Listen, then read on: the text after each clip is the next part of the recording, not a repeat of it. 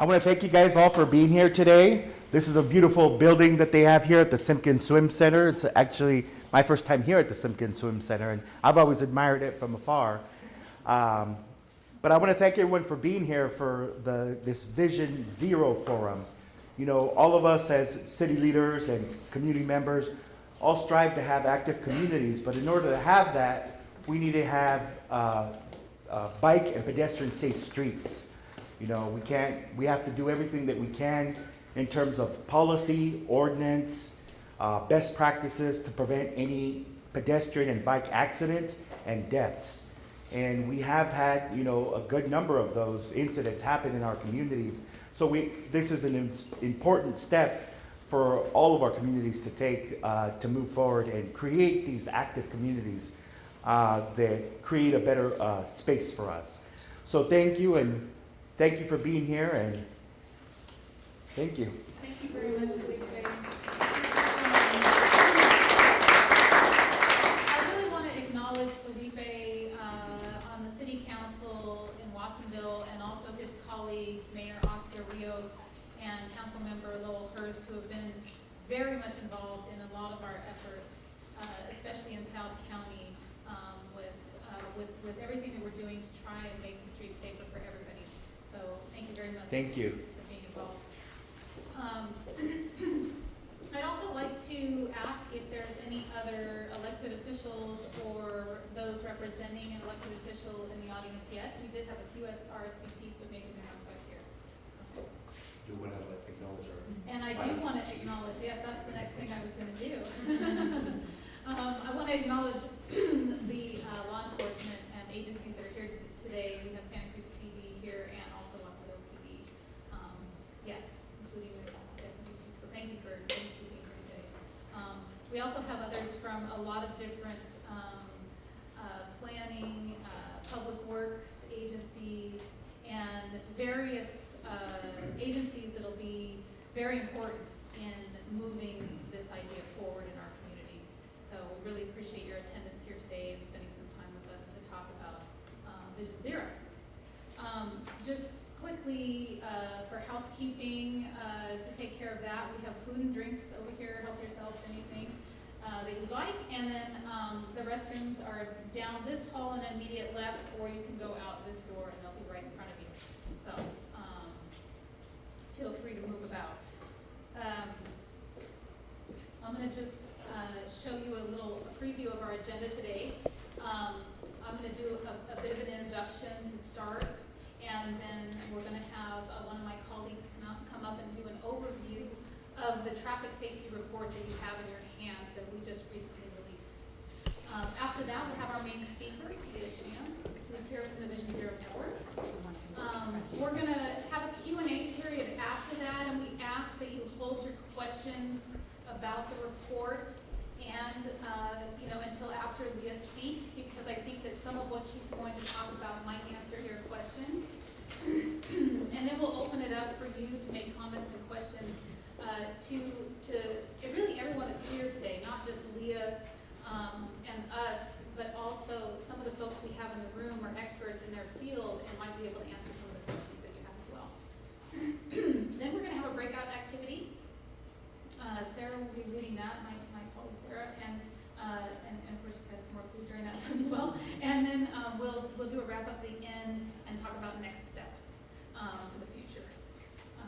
So that's our plan for this afternoon. We're hoping that by the end of the couple of hours that we're spending here together today, that you will be able to talk about why Santa Cruz County needs Vision Zero, and also how it differs from other traditional approaches to traffic safety. And for those of you that might be unfamiliar with it, Vision Zero is basically a philosophy that does not accept deaths and serious injuries on the roadways. The goal would be to have zero of them happening in our community. We want to thank some of our funding agencies, the Santa Cruz County Regional Transportation Commission. I don't know if there's anybody here from there today. And the State Office of Traffic Safety, as well as our county public health department. And I'm just going to introduce our internal team that has been working on this project and putting together this forum today. Lynn Lauritsen, right over here, is overseeing all of our traffic safety programs in the county public health department, and has been very key at getting all of our funding. My name is Teresa Rogerson. I'm also a health educator, mostly on traffic safety and some other things as well. Sarah Harmon over there is also a health educator, and she's taken lead on this traffic safety report, so she'll be talking about that. Rita Allen, who are you? Our student worker who just finished her master's in public health. Congratulations. And then Diana Maravilla, who works for Ecology Action and is our summer intern this summer, working with us on Vision Zero. So thanks to all of you. And then the larger group is the Community Traffic Safety Coalition that we staff, and their South County Bike and Pedestrian Work Group. And these groups meet, they're a community-based collaborative group that partners on trying to create safer streets. So our vision, safe, accessible, and equitable transportation for all, and our mission, preventing traffic-related injuries and fatalities for all road users. And we have a specific focus on bicyclists and pedestrians because they tend to be the most vulnerable. And with that, what we did was every 2 years we come up with a 2-year work plan, and the coalition decided that they wanted to focus on Vision Zero this time around because it aligns, as you can see, so well with our vision and mission. And so we did that, and so this is a very sort of community generated goal. But it also internally for us as public health professionals made a lot of sense, because when we looked around at all the different things that we work on and all the different areas that we try to address in the health of our community, traffic safety was something that we realized was not being addressed in the same ways as everything else. And I'll give an example. We currently have an outbreak of hepatitis A in our community. And our team and everyone that works in public health is called upon when there's some kind of emergency like this. And so we've been working on hepatitis A prevention. There's been an outbreak in San Diego, and there's been 4 deaths there. There have not been any deaths in our community yet. And we're doing our darndest to make sure that there won't be any. But we realized that's not the way we approach traffic safety at all. And it's just become part of our culture, I think, to accept the fact that there's going to be deaths and serious injuries just because of how we move ourselves about our community. And we decided that's not right to accept that. So that's why we want to talk about Vision Zero and what we can do to change the way that we approach this public health issue. So the first thing that we did with our work plan is we wanted to look at the data. What is happening here in our community? Where are the injuries occurring? Where are the crashes happening? Why are they happening? And so we took a dive into that, and I will have Sarah come up and give you an overview of this traffic safety report that came out of that effort as our beginning point.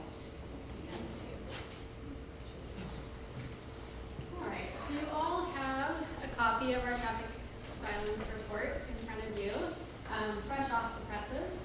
And as we kind of dove into this project, like Teresa said, we wanted to look at what we could find with the data that was available, and also try and identify any gaps, things that we need to work on collecting data about, and that'll be kind of a next step moving forward.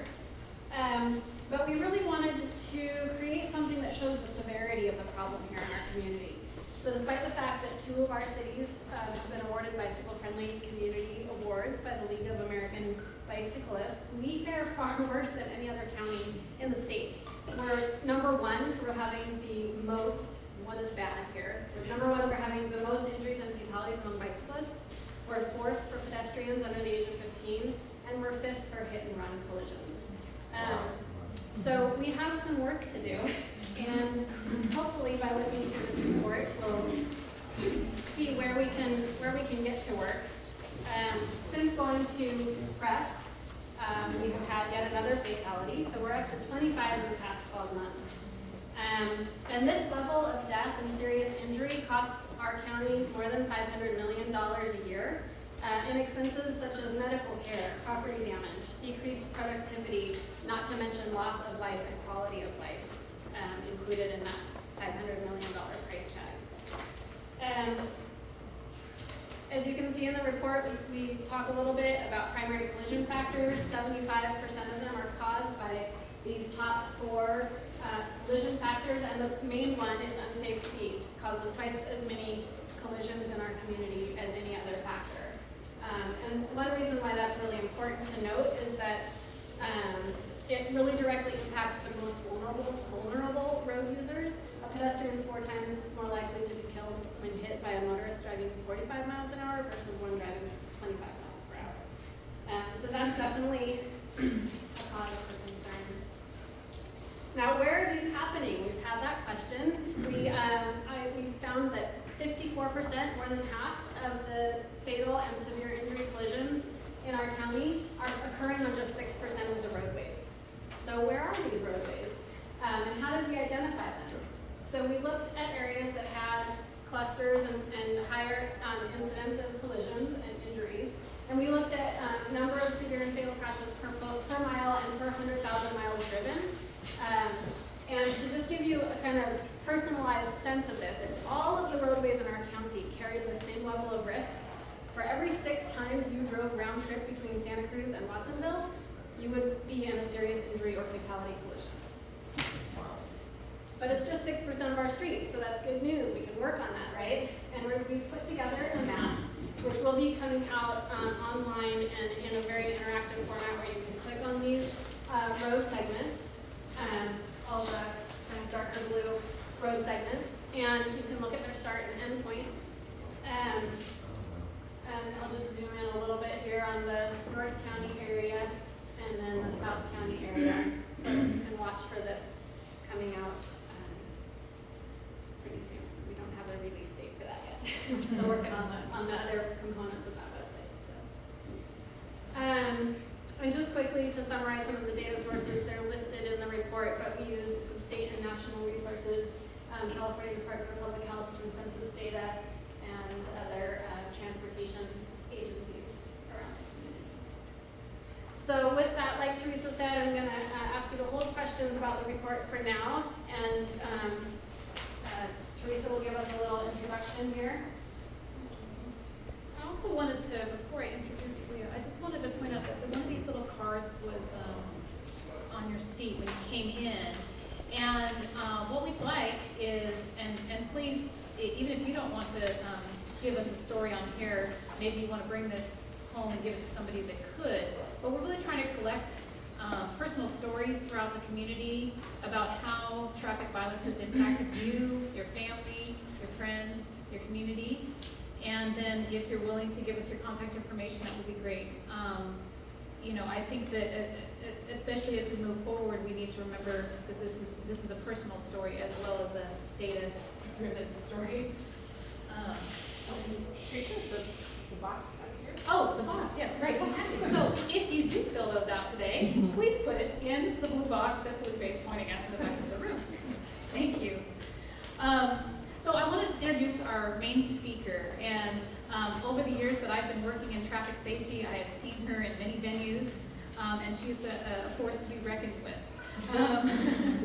Leah Shame is the founder and director of the Vision Zero Network, which is a nonprofit campaign working to promote, support, and sustain Vision Zero communities across the country, striving to reach the goal of 0 traffic fatalities and severe injuries.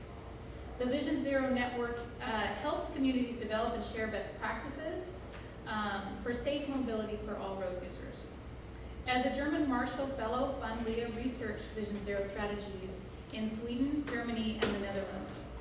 Prior to that, she was the executive director of the 10,000-member San Francisco Bicycle Coalition, which promotes bicycling for everyday transportation. Leah formerly served on the boards of directors of the Golden Gate Bridge, Highway and Transportation District, and also the San Francisco Municipal Transportation Agency. So here from San Francisco today, please give a Leah.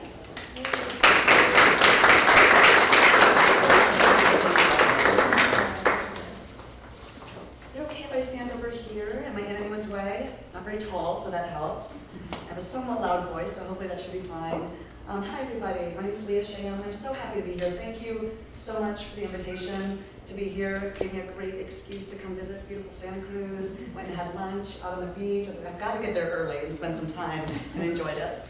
And which I am here as well, but also on the beach, which was great. And I'm going to start with commending the Community Traffic Safety Coalition and all your partners. You all are so ahead of the game. And you were on track. I just want to say so much of what you shared in this report and the work that's gone into it is exactly the foundation of what we need to move towards Vision Zero, and I'll talk about a lot of this, but I feel like you've done already so much of what I'll be talking about. And that's the good news. The good news is I think you're pointed in the right direction. The bad news, and this is no surprise to you, is that you really need that, right? Your numbers, unfortunately, like many communities across the country, are upsetting, right? I mean, and obviously any death or severe injury is rattling and tragic, but the numbers are going in the wrong direction, and we need to bring greater urgency to that. That's what I'm going to talk about today. Can folks hear me okay? Let me pause there. Great, super. I'll share a little bit more. Thank you for the introduction, Teresa. My background, I'm not a technical person. I'm not a planner or an engineer or a professional health educator. I got into this work because I cared a lot about my community. I've lived in San Francisco about 23 years. I come from Florida, the suburbs of northern Florida, and I moved to San Francisco. I really like this place. This is wonderful. I wasn't a big bicyclist. I like bikes for fun every now and then, but I'm not hardcore. I can barely go like 20 miles in one space. Hills are hard for me, but I like getting around my bike. But I really saw when I moved to San Francisco how much better that city was, in my opinion, thanks to all the people walking, biking, taking transit, and certainly driving. My partner and I have a car, and we use it when we need it. And I drove here today. I'll say we use it for things like this. But just to think how much better that community is when we have walkable places, bikeable places, when we have options. The more I've been in this area, the more I've understood that's not only kind of the livability piece that I really love and benefits me, but it's certainly a social justice, and I would say equity issue in particular, and I think we're all realizing that more and more from a cost perspective or economic perspective, and then more and more really understanding the safety pieces of this. So when I started the San Francisco Bicycle Coalition about 18 years ago, I didn't know what the heck I was doing. I just kind of liked this whole world and really got to know more and more about it. And then about probably 3 years ago, we had a particularly tragic year in San Francisco, as many were that year. It was a really bad year, 2013. And I basically looked around our advocacy community and the city in San Francisco, and I said, we're not doing enough. I'm not doing enough. Our nonprofit organization isn't doing enough. The city's not doing enough. And I didn't mean that we weren't working hard enough. We were working our butts off. Anybody here in a nonprofit and government role knows you work hard, right? It's not that we didn't care enough. We cared a lot. We weren't doing it smart enough, frankly. And this is not meant to be a criticism of anybody. But it wasn't working. Whatever it wasn't working. And I started to learn about Vision Zero. And I'm going to talk a lot about Vision Zero. But for me, it was a real eye-opener. So just about 3 years ago, really, I learned about Vision Zero after having been in traffic safety for about 18 years. Wow, I think this is a game changer. And I want to commit myself to doing this and helping folks do this around the nation. So that's a little bit of my background. So now I started this nonprofit just 2 years ago now. I'm still based in San Francisco, and we're basically helping cities or communities, mostly at the city level right now, but we're very excited about more counties being interested, thinking about Vision Zero, seeing if it's a good fit for them. So I'm going to talk a little bit about that today. So why are we here? Some of the numbers were shared in this report. You're not alone in what I would consider the public health crisis or epidemic of traffic safety going in the wrong direction. Last year, 2016, sorry, it's not showing, but 2016 had more than 40,000 traffic deaths in the US. That 2-year increase from 2014 to 2016 was the biggest increase nationally that we've seen in 53 years. We were doing better. We weren't doing great, but we were doing better over the last 50 years. Things were kind of lowering and steadying. The last 2 years, big increase up. And I really appreciate this quote from a National Safety Council. A lot of it, I think, comes down to the idea of complacency. Obviously, when these individual incidents happen, I appreciate that you all were showing and helping personalize. If people noticed in the beginning, there was a slideshow running through, I think, honoring and remembering the individuals without their names, but 33-year-old killed, 22-year-old killed. So I do this all the time, they still get caught up in it. But these are individuals' lives lost. And of course, if you know someone, or you read about it even, or you hear about it in your community, it touches you. But when you see that number, it almost glazes over. It just sounds like a statistic, doesn't it?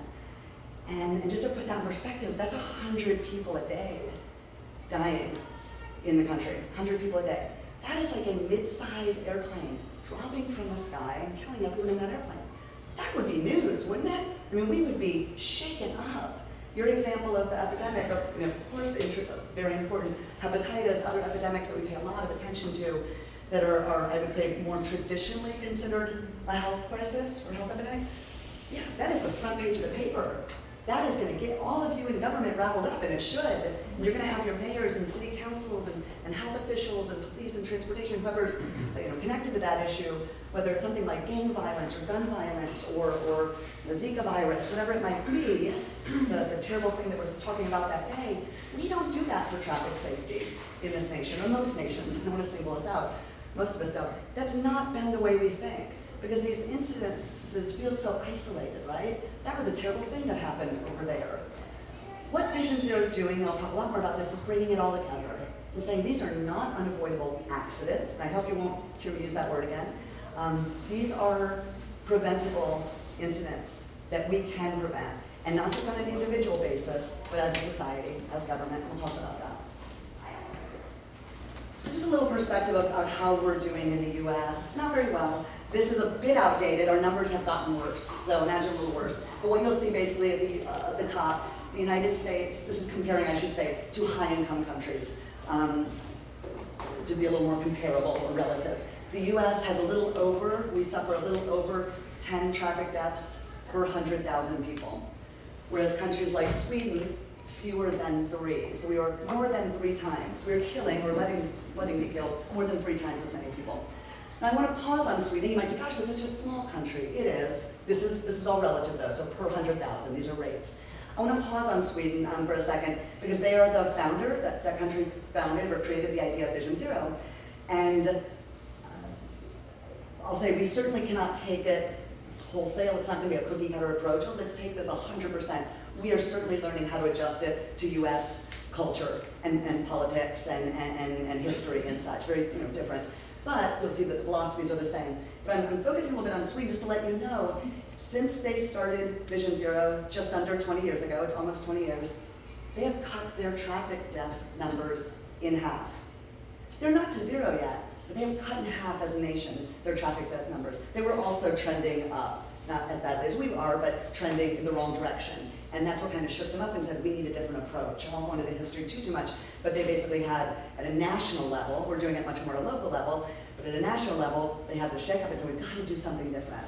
And since they've been doing Vision Zero, which we'll talk about, in the 20 years, they've cut their traffic deaths in half. So huge success. The good news, so starting on a bit of a gloomy note, just to put it in the urgency perspective, the good news is, people are shaking out of that complacency. We are seeing it, you all are. You're doing that right now by being here.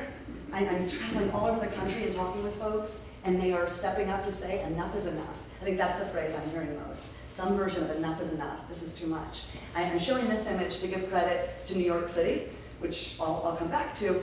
They're really important, I think, in this story, because they were the first US city to commit to Vision Zero. Again, the goal of 0 traffic deaths or severe injuries among all road users. Our biggest city, probably our messiest city, right? I mean, it's a complex, big, giant, wonderful but messy city. They made that very bold, ambitious goal about 3 years ago, just over 3 years ago, of 0 traffic deaths and severe injuries.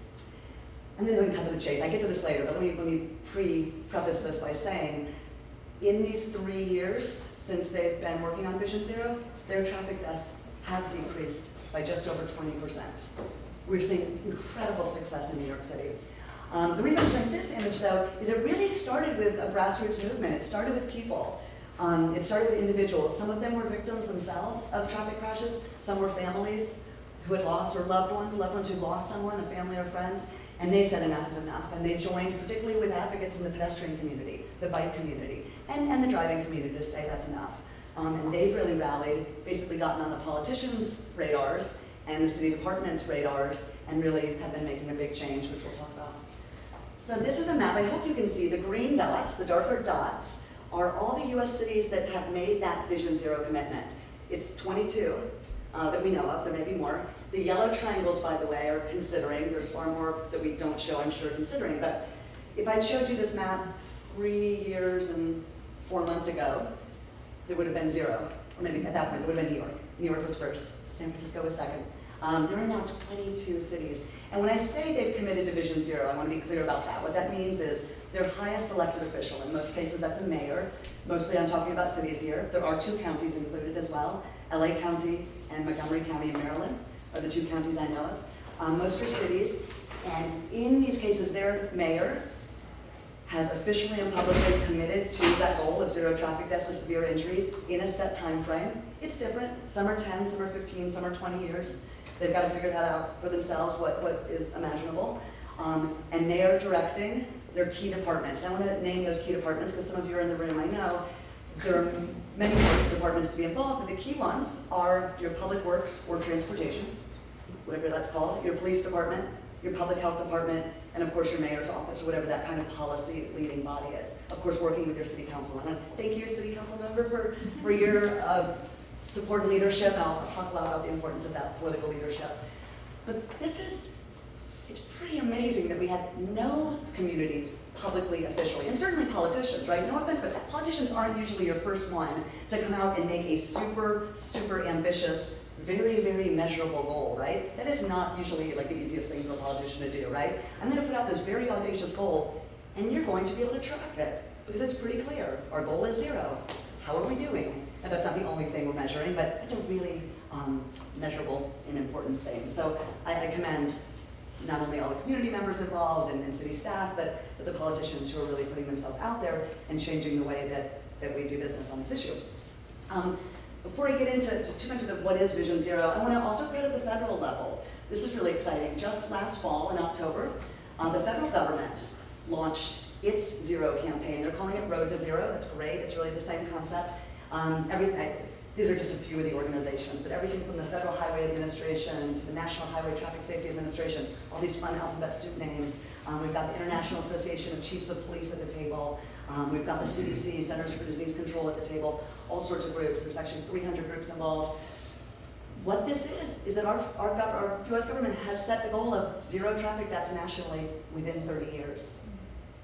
We've never had that before. That wasn't even talked about. The possibility of that. So the times they are changing. So I'm just going to run through, these are kind of the 5, is that 5? Yeah. The 5 key points.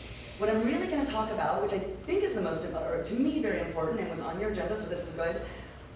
How does Vision Zero differ from the traditional traffic safety approach? So because I want to start by saying, this is not a new goal. The idea of safety is not a new goal. So let me just say, nobody wants to come in and take credit and say, we're going to start being safe. You guys never thought about that. Of course you have, right? Very, very smart people and folks before us and caring people before us have worked very hard on traffic safety. With the tools we had and with the strategies and with the team members we had. What we're doing with Vision Zero is, I think, shifting the team a little bit and broadening the team, broadening the table. You'll hear me talk a lot about the stakeholders at the table, broadening the strategies and the philosophy in these ways. So I'm going to kind of run through. These are some of the key points that really make Vision Zero different than the past, and I think augment it from the traditional approach to traffic safety. So first, that idea of 0, even being able to talk about that. You hear a lot in traditionally about the word safer. Of course, everything you want things to be safer, right? We want our streets to be safer. We want next year to be safer than last year. How much safer do we want it to be? Right? What number? If it's 24 deaths this year, do we want it to be 22? Do we want it to be 18? Do we want it to be 4? Those are better, right? Better than 24. But who are those 4 people? If it's going to be 4, who wants to volunteer or look to their, get grim? Who should those 4 be? Obviously, none of us want to think about that. The right number is 0. And really, Vision Zero starts from that place of, it really is an ethical place. It comes from the place of the appropriate number is 0. And then it moves on to say, that is possible. We've been functioning in a way that assumes these things, these accidents, and I'll say it again, these accidents, as we've called them, are not manageable, but indeed they are manageable. So I think kind of getting to this point, part of what we're doing through the Vision Zero movement, I'm thrilled you guys are very explicit about this in your report. This is a language thing, but language matters. How are we helping people think about this? These are not freak accidents that happen. They are incidences, crashes, collisions, however you want to call them, that for the most part, I'm not saying there's never a freak situation, but for the most part, there were factors involved. Maybe there were factors in individual control via their behavior, being impaired while driving. Maybe it was an environmental factor. Was that road designed the right way? Was the speed set at the right speed? Were there the proper kind of environment and enforcement or tools in place, et cetera?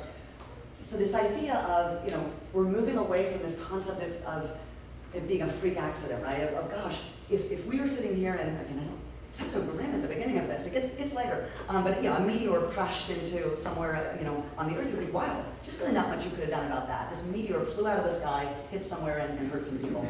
That's not what's happening with traffic safety, right? We are individually making decisions about how we behave on the road, driving, biking, walking, taking transit, and we are spending a lot of time building systems. Again, that environment piece, thinking about the enforcement piece, thinking about how we train people on the roadways. We control those things. We don't control how a meteor does or doesn't fall out of the sky, as far as I know, but we do control things on our roads. So these are not accidents, they're crashes. That's just kind of having that mind shift. That's part of what Vision Zero does. It kind of shakes you up to say, oh, wait a minute, 0. I never thought about that. Is that possible? And we'll talk about some ways that's possible. So one of the ways that's possible is that Vision Zero takes a systems approach to prevention. For the public health folks in the room, you know what this means, right? I myself, not being a public health person, I've been learning a lot about this. And let me start by saying this is not to disparage any of the E's on the wall. If you guys have noticed, there's E's on the wall. They're all very important E's. But we've been spending a lot of time historically, we as a society have been spending a lot of time in kind of the education realm, and education is very important. We're spending a lot of time on the individual education. Let me try and educate every single one of you of how you should behave, whether that's a little kid in school or somebody learning to drive or at any stage of life. A lot of one-on-one information and education. That's still important and we need that. But we have a bigger impact when we change the systems or the environments that we individuals are moving in.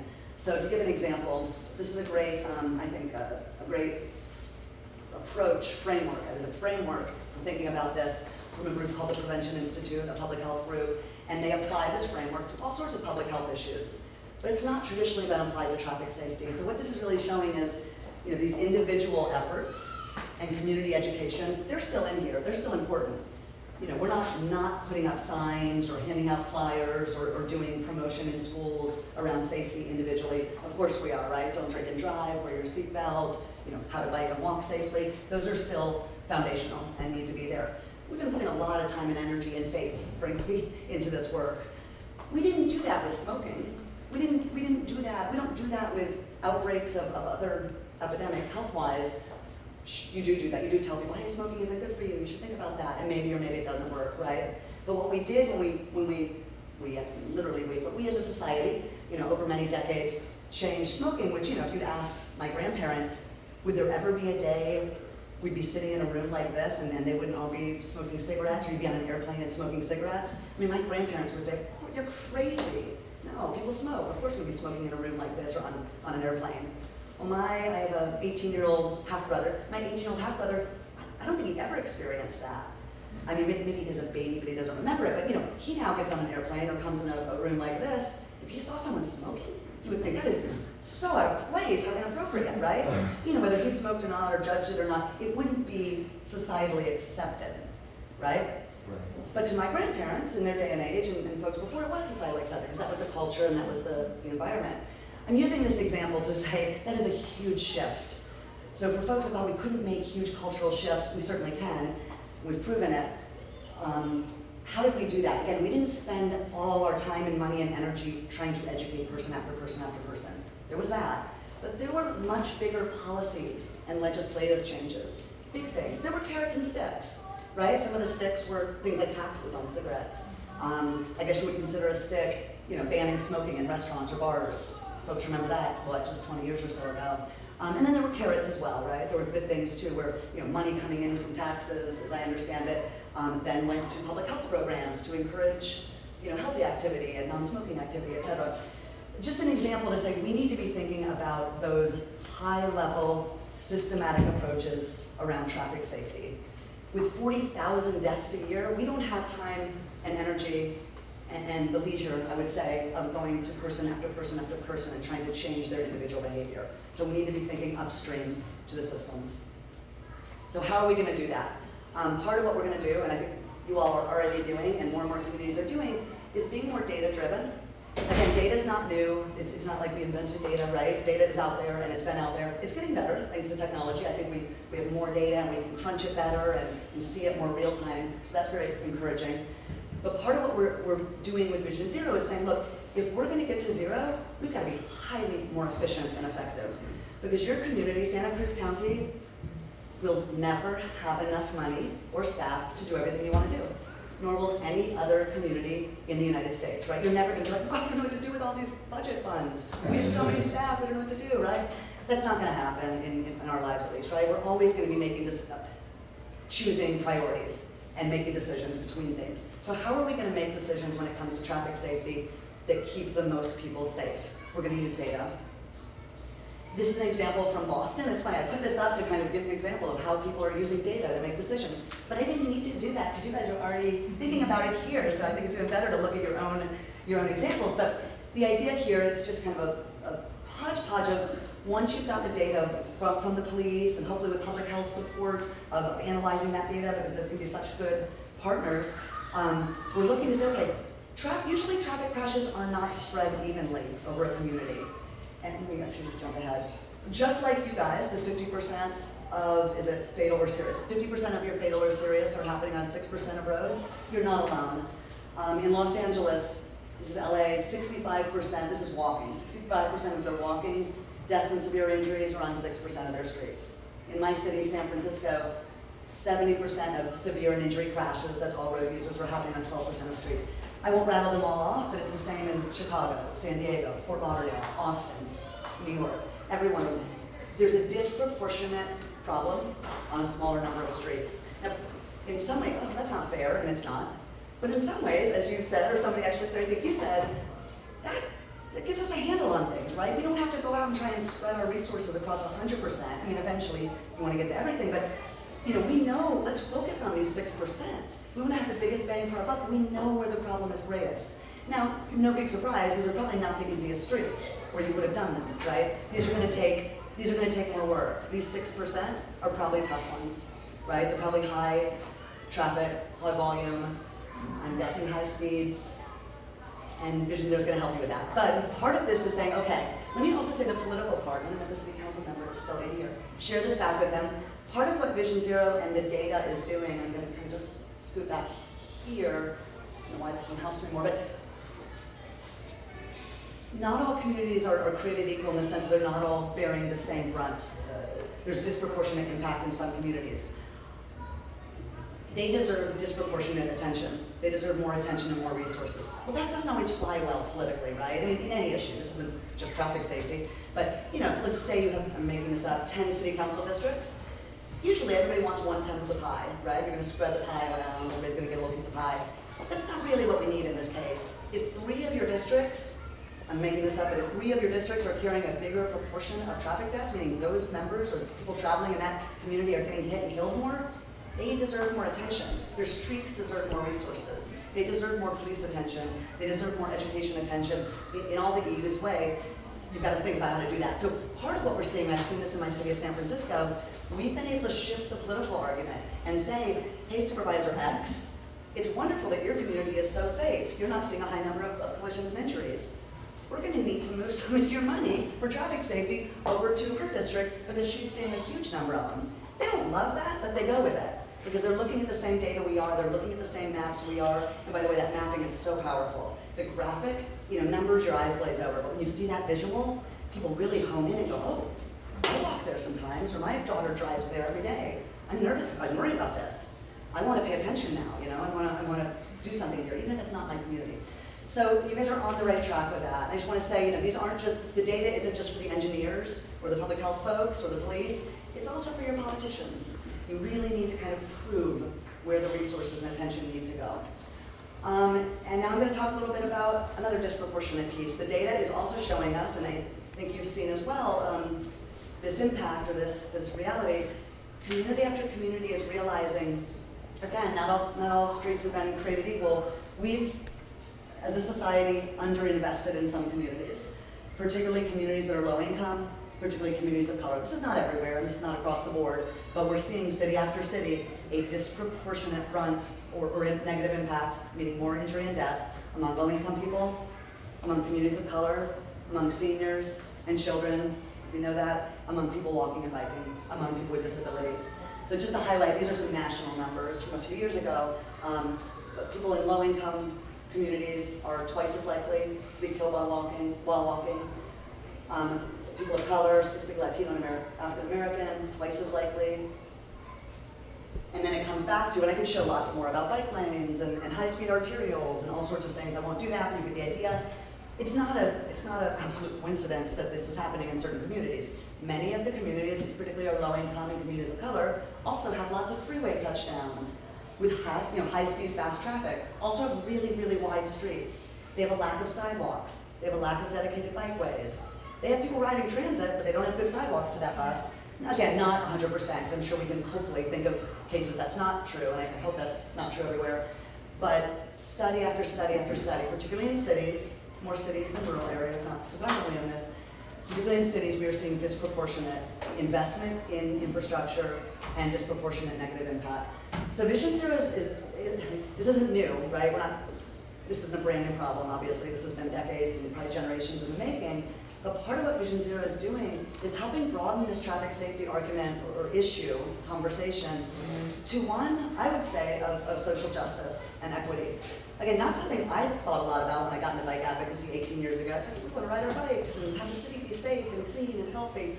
And I think the more and more a lot of us have been in this movement, in this world, we're really seeing that there have been communities really left out of this conversation. And Vision Zero is I think, helping open that up. Again, partly through the data. Next, I'm going to cover these last two quickly. Not all E's are created equal. And the E's, in case folks are wondering, they're on the wall. Engineering, evaluation, education, encouragement, enforcement. I'm so glad you're equity here. People have different E's, but those are kind of the traditional E's of traffic safety. All E's are important, like I said, absolutely. There's one E that stands above, and that is the engineering E. And I say that not to elevate or put more pressure on the planners or engineers in the room, but hopefully to give them more help and credence. But we can't enforce or educate our way out of this problem. That's not going to be the way to do it. You can't come in after the fact and be like, you really should have done this, or I'm going to take you over this. If the roadways aren't designed in a way that encourage, incentivize, and literally physically encourage safe travel, we're going to have a problem. And you're going to try and band-aid it with education and enforcement. It's not going to work. You need the education and enforcement, but it needs to happen. And when I say good streets, what I mean are complete streets. You're probably all familiar with the concept of complete streets. Safe streets in terms of speed. And I'll talk about speed in a minute. We're kind of converting the E's a little bit. We're not trying to get rid of the E's. The E's are still important. But I would say the E's have led us to a little bit of a siloed approach. Not surprisingly, people are in their world, right? I'm an enforcement-related person. I'm an education-related person. I'm an engineering person, right? And you're kind of in your world. What we're seeing is that there's far more, obviously, connectivity between these things. We hope enforcement is education, right? The police's goal is not to give 1 million tickets and to raise money. Their goal is to influence behavior. And my greatest hope would be that by having that threat of a ticket, we're changing behavior, right? We're encouraging people to move safely. Hopefully other things like their own safety they're thinking about, but sometimes it's the threat of a ticket. So how are we not using the enforcement as a hammer, but more of a encouragement to be safe? The reason I mention this is We're really trying to think about it more as these pieces. So the goal is safe travel. We need safe streets, that's the environment. We need safe speeds, really elevating the speed, and I'll talk about that. We need safe vehicles, I'm not gonna talk about that a lot, but obviously we know, particularly with technology coming, the vehicle itself is a huge opportunity to improve safety. And wonderful that smart people are working on this and thinking about it. We can't wait for it though, right? It's gonna be down the road. And of course, safe people. We don't wanna take people's behavior and actions out of this. This is just an image, it's where I'm from, Jacksonville, Florida, where I grew up, and my parents still live there. I just took this picture when I was home a few months ago. These are kids in the neighborhood walking to school. There's a school about 2 blocks away, pretty short blocks. This is in Florida, and you know, weather's nice all the time, and these kids are walking to school. There's no sidewalk. It's a neighborhood street, but people tear down it because there's just a wide street. Just tear down this street. What could we, back to kind of the engineering piece, you're not gonna educate these kids to be safe. You're not gonna enforce anything for these kids to be safe. They don't have a sidewalk to walk on. They don't have a good choice. So just coming back to that idea of we as a community need to focus, I don't say we're waiting for the other E's, we keep doing all the E's, but we need to put far greater emphasis on that road design piece. And I'll give some examples of that, because again, if there's not a good sidewalk here, they don't have a good choice. I'm gonna talk about speed a little bit. You've heard me highlight that a few times. I'd say in the traffic safety world, we haven't been talking about speed nearly enough. It's the speed that kills. I want to delineate or maybe be more specific, because people kind of think, oh, Vision Zero, you're trying to stop all the crashes. No, we're not. I mean, I'm a very optimistic person, but I'm not that much of a Pollyanna. We're not going to stop all crashes. People will make mistakes. People are fallible. I will make a mistake. The sun will be in your eyes, or poor judgment at some point. People will crash into each other. I think even unfortunately when we have these perfect tech cars, there's, things are gonna go awry, there's gonna be crashes. It's how do we minimize the severity of those crashes? So how do you have a crash where you break an ankle, but you can still get away, you're alive, right? That is manageable. We don't want that, but it's manageable. How do we avoid the severe injuries and of course the deaths? Most of it comes down to speed. That is the most important thing we can affect. So you guys have a great image of this in here. This is kind of a different version of it. But if I'm walking and I'm hit by a vehicle, a car moving at 20 miles per hour, I have a pretty good chance of survival. Not a total chance, but a decent chance of survival. Obviously, this depends a lot on, is it an elderly person who's more frail, et cetera, but on average, I've got a decent chance. Just double that limit, 40 miles per hour, and there's a lot of 40 mile per hour roads, right, in our cities. Suddenly, my chances of survival are tiny. So why am I saying this? I would say in cities, I would say we have a moral obligation to set and enforce and design roads for speeds that allow people to stay alive if they crash. So if we have a city where we're encouraging people to walk and bike, which I hope is most of our cities, especially places where we set goals about healthy living, about more active transportation, which I know you all have, you understand the health importance, I say the business and economic viability, et cetera. We want people to be walking and biking. Then we've got to set and manage speeds for that. And you heard me kind of give 3 examples there. This isn't just about changing a speed limit, because we know that's not usually enough, right? But setting your speed limit is important. I think I've seen a lot of 30 mile per hour speed limits around here as I came in. I don't know it well, but I know in San Francisco it's 25.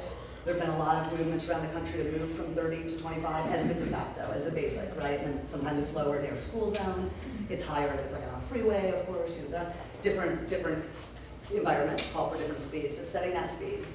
I will tell you, I won't be shy about it, there's a lot of folks thinking about how to use automated speed enforcement, which has been proven very effective in many US cities and many countries, but I'll give an example of New York City in a second. Washington, D.C. has lowered their traffic deaths by 70% on the roads where they have speed cameras. Speed cameras is the automated speed enforcement. These are not wildly popular things. They've been done badly in some communities. I want to acknowledge that. When they're done well, they can be not hugely successful in encouraging good behavior and keeping people alive. So there's the setting speeds, there's the enforcement, which I would say particularly automated speed enforcement is a tool we should be thinking about more. And then thirdly is the road design. So again, how are you designing roads for the speed you want and not super wide or super fast? And then finally, the importance of leadership in all of this.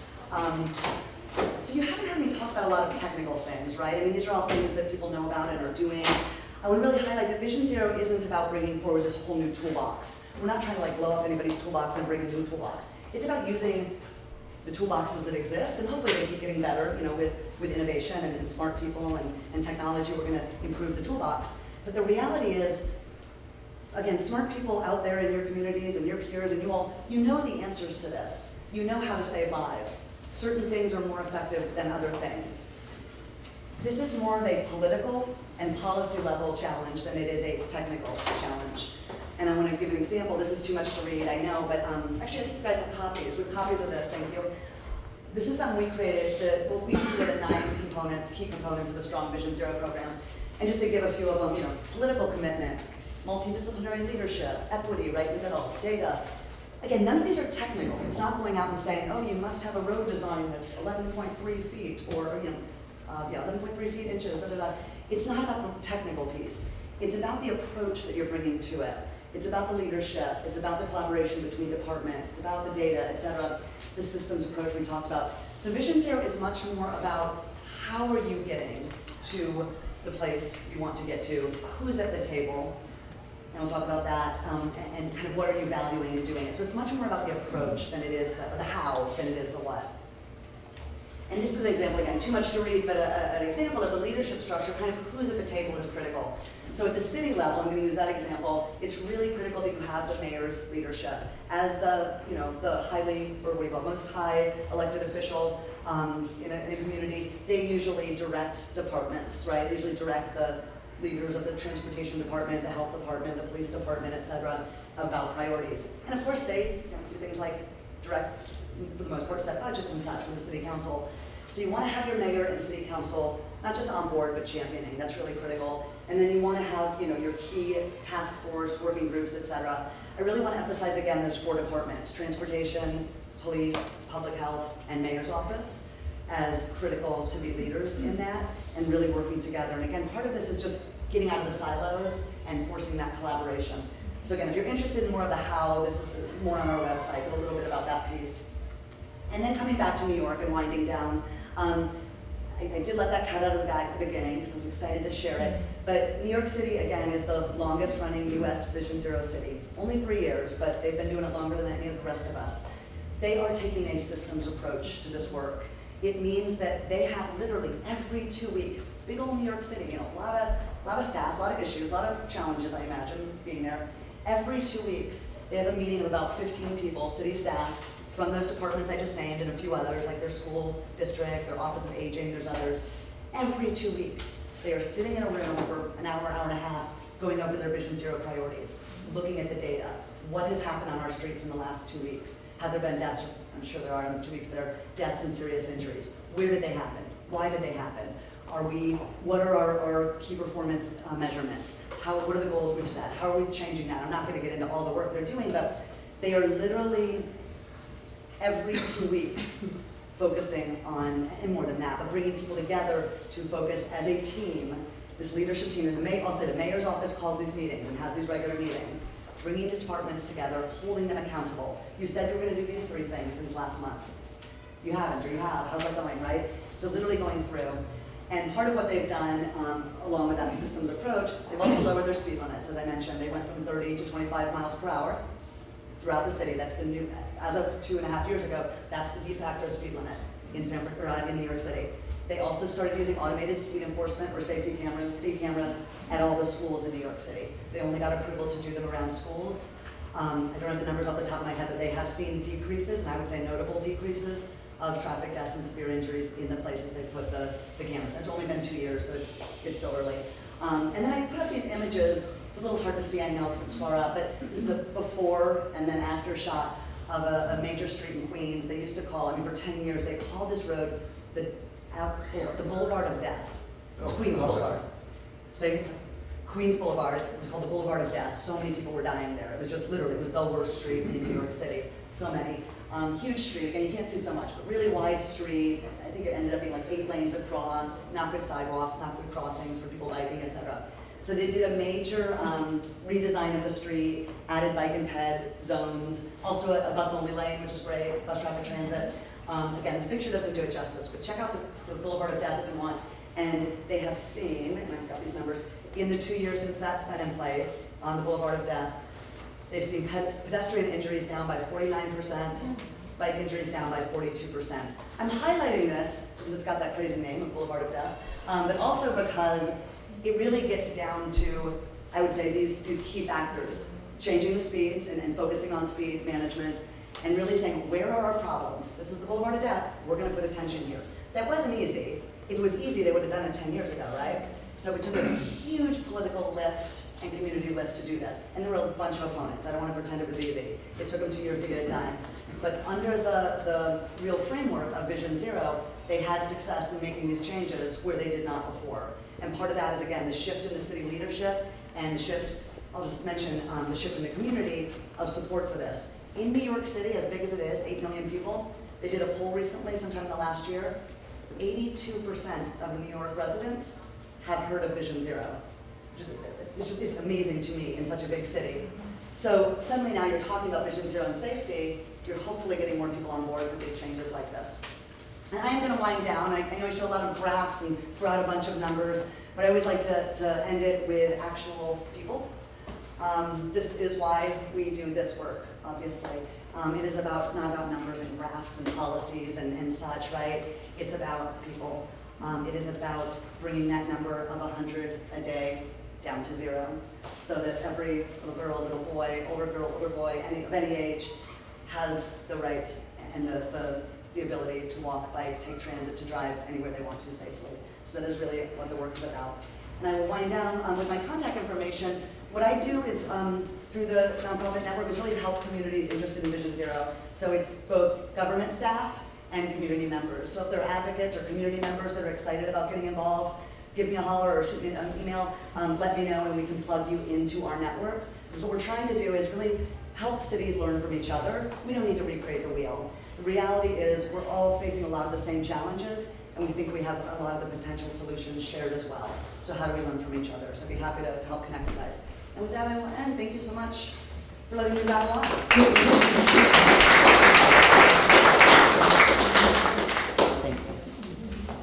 Thanks so much. We'd like to open it up for folks to ask questions, not only of Leah, but of other people that might be in the room, such as our elected officials, police department, planners and engineers, and also of us, related to the report, if you have questions about that as well. Felipe, and then you. So we're going through this process where we're selecting some of the roads that don't have speed limits. And what I'm getting from constituents is that those speeds are too fast. And what they tell us is that the way they come up with those speed limits is they do a study how fast traffic goes through there, and then take an average of what the speeds are that they travel through those roads. And obviously, I always think they travel too fast on those roads, especially along the more neighborhood streets. But how can we, is that like official state policy that they have to be those speed limits? Is that, is that what engineers get taught to do, or is it just something that we can change? There's a few that are really contentious, and I know that one of them was up there, I think, Freedom Boulevard, and the other ones were Airport, Green Valley, Walker, and what was the other contentious one? I think Bridge Street.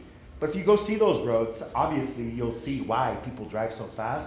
They're extremely wide streets, and it's like a raceway there where you can get your 0 to 60, 100 miles an hour. But how can we change that? I mean, do we have a technical or legal grounds to change that?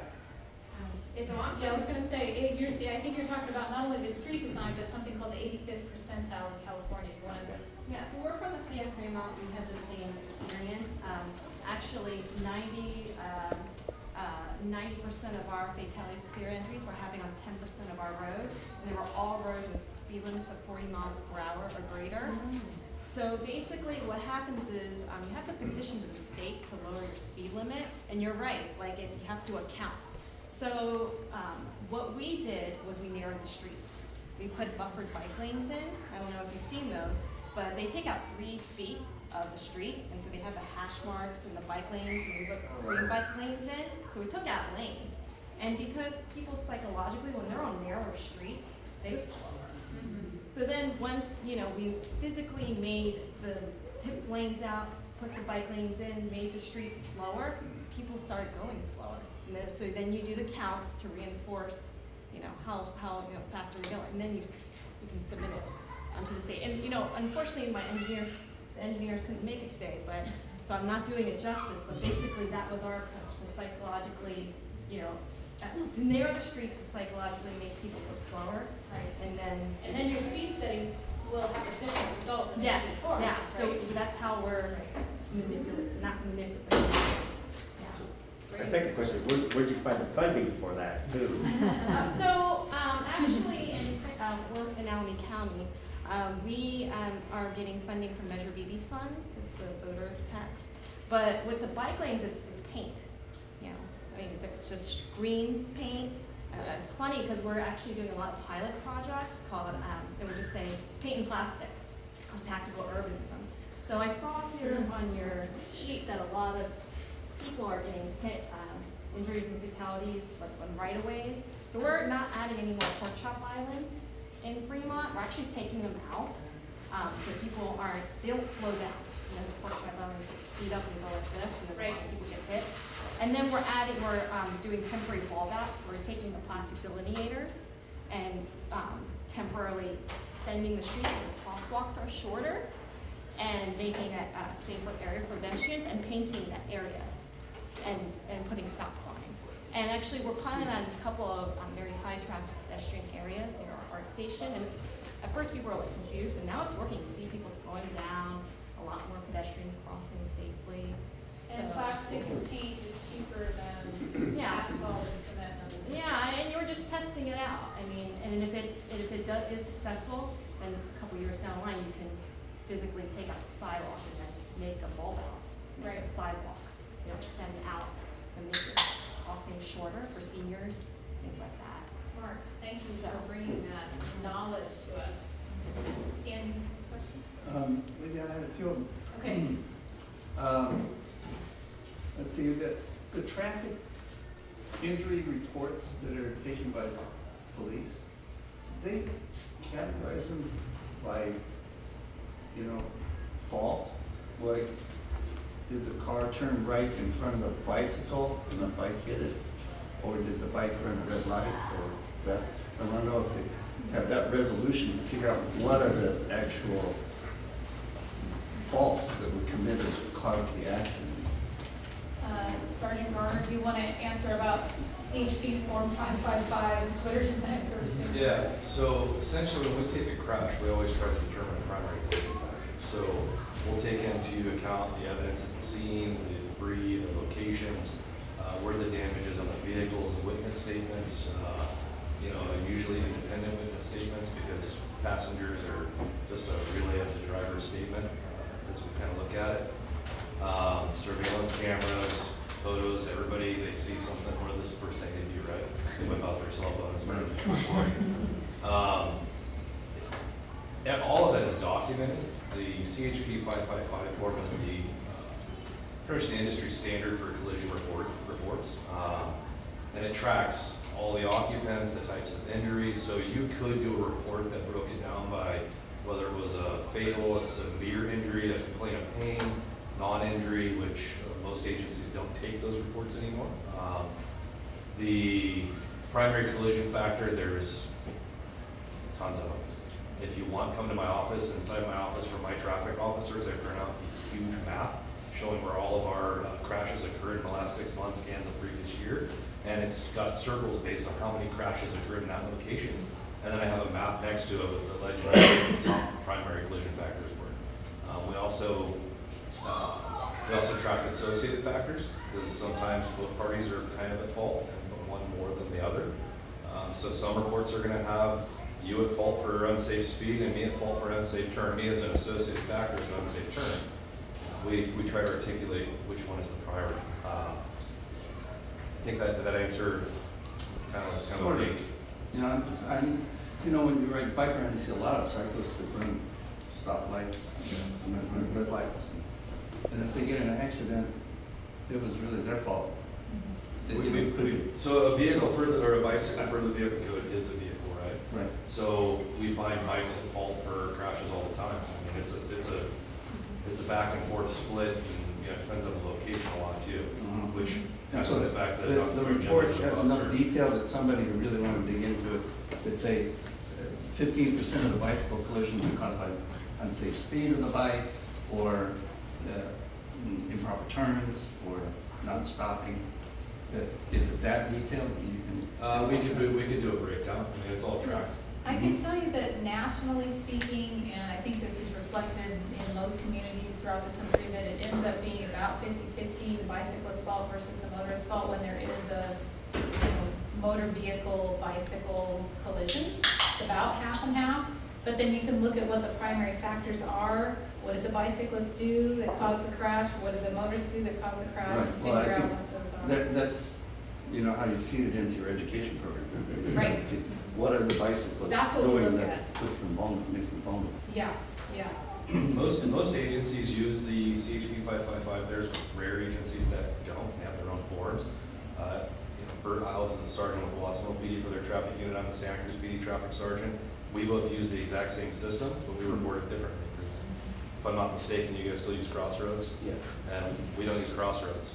So we're an alliance RMS system. They are too, but the way they track their collisions is different. It's all collecting the same data, but we have to look at it differently. So it's all going to report the same stats, and we have an analyst, Lupita Alamos, who would be a point of contact if you're looking for specific breakdowns. And all these agencies then, you know, give that data to the state, and they do compile a state database that you can look at. So our traffic engineer's office gets all I that. think it would be a data, you know, big data to mine to Yes, figure out what is going wrong. it is where we got a lot of, yeah, what we were looking at, reporting. Okay.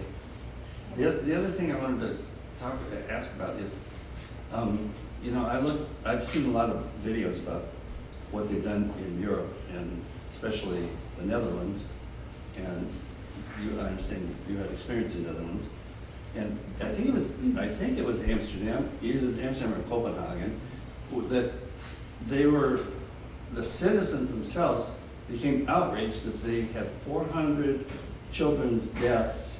I don't know if that was nationwide or in the city, but then they made a big people's movement, and they had 400 people lay down in an intersection, draw their outlines, and they demonstrated, and they made a big issue out of it, so the public really applied pressure to the politicians to do something.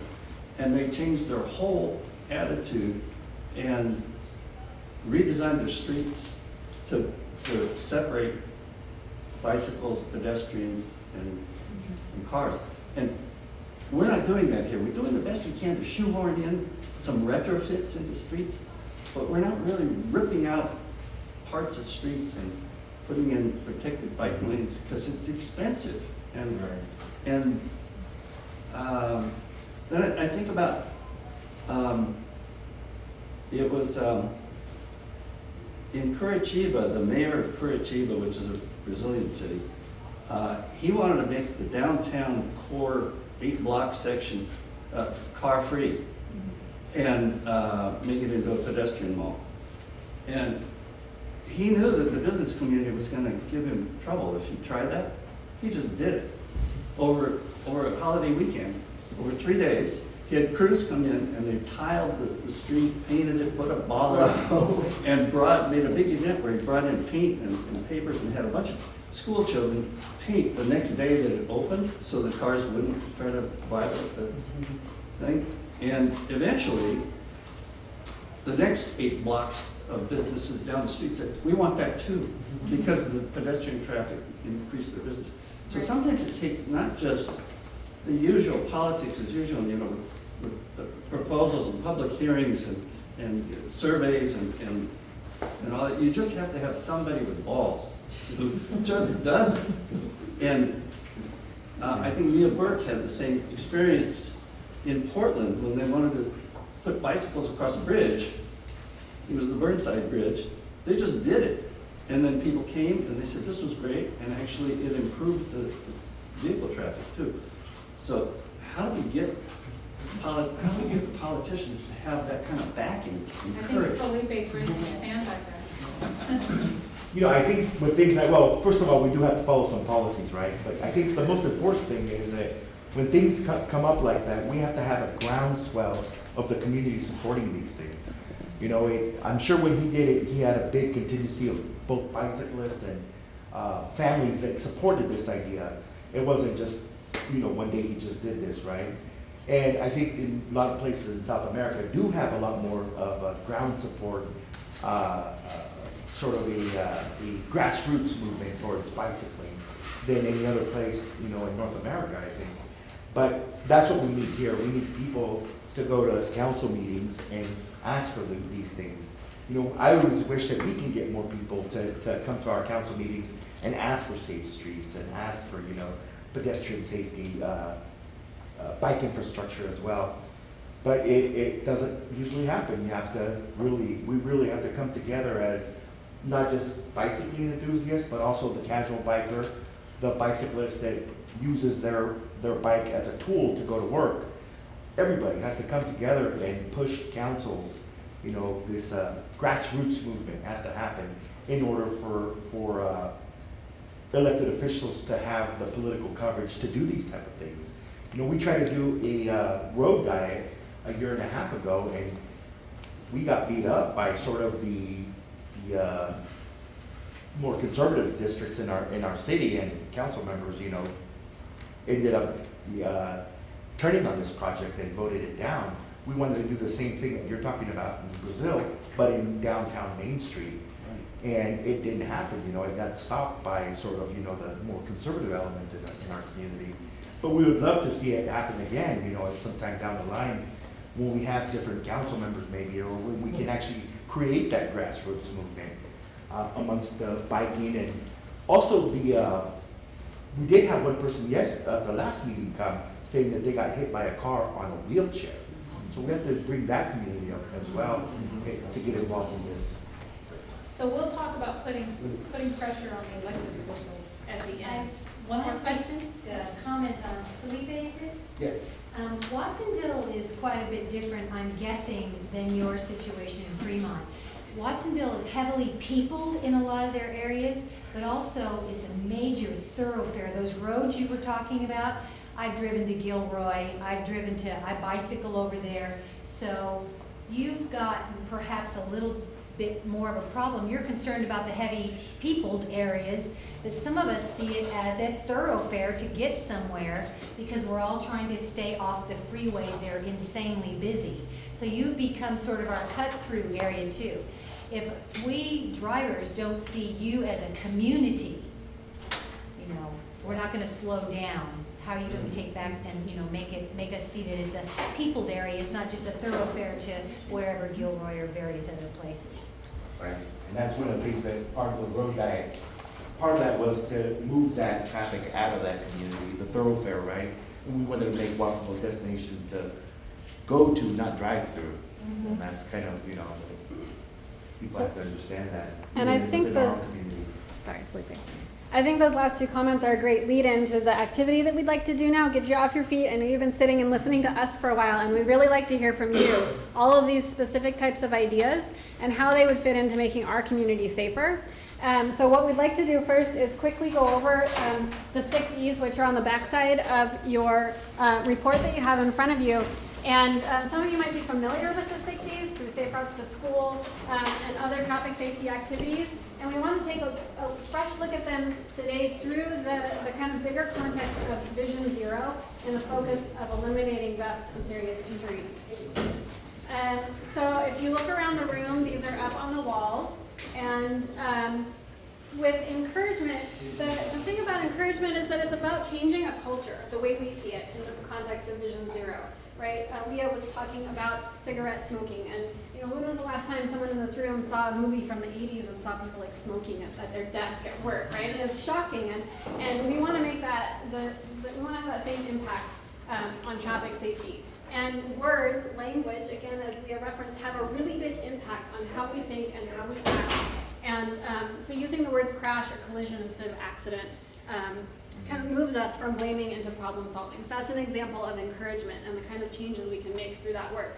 Safe routes to school activities like bike rodeos, having bike to school days and bike to work days, wayfinding signs, share the road signs, all encouragement that helps move us in the right direction.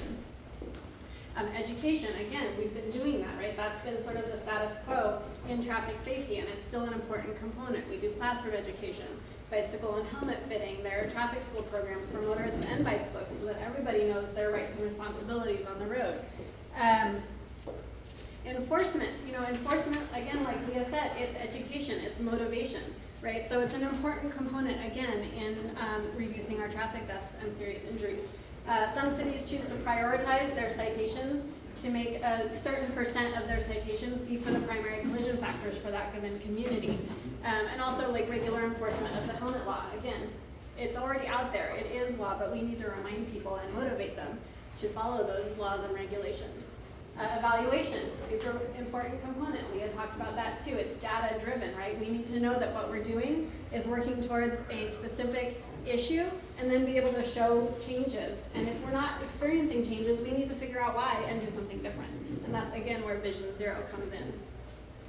Evaluation, I'm behind on my pages. With engineering, this is a big one. People think, it's expensive, but it doesn't have to be.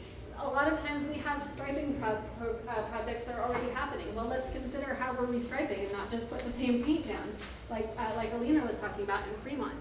We have a great example downtown, the new Pacific Avenue contraflow lane. And if you want to get into the complete redesigns, the expensive projects that can have huge impact, you can talk about complete streets that really consider all of the road users in the design. And one last final E that's really important and not talked about enough in general in public health and in policy is equity, which is prioritizing communities that bear the greater burden. All right, and in Santa Cruz County, we see that more than half of those 6% of streets that have more injuries, more than half of those are in or bordering low-income communities in our county. And another example, so examples of that would be more bus routes in neighborhoods with fewer cars per household, or bilingual focus groups to make sure that low-income neighborhoods are represented in assessing the community's needs and desires around improvements. So with those examples in mind, we're going to pass out some Post-it notes and encourage you to go around the room and put up your ideas for how we can improve traffic safety in each of the E categories. Have some food, talk to each other, pick the brains of all the experiences in the room here. And feel free to go outside the box. We're talking about all kinds of stuff. Technology advances for cars. Yeah. So we really want to hear your input and your ideas, and then we'll come back together for one more thing.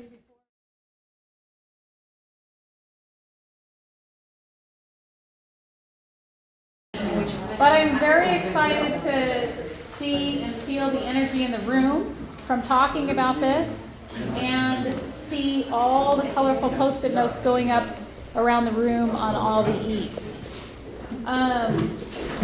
So we see our role moving forward with this, kind of coming from the Public Health Department, as that of laying the groundwork for Vision Zero, gathering the data, making it available to everybody, gathering input from all of you, and then just basically advocating throughout the jurisdictions in our community for Vision Zero.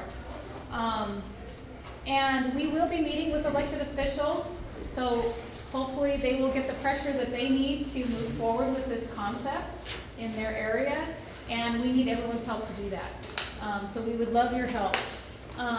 We will be creating a toolkit so that if we do have jurisdictions in the community that want to adopt a Vision Zero policy, they'll have some ways to move forward and some information and ideas and tools to use in doing that.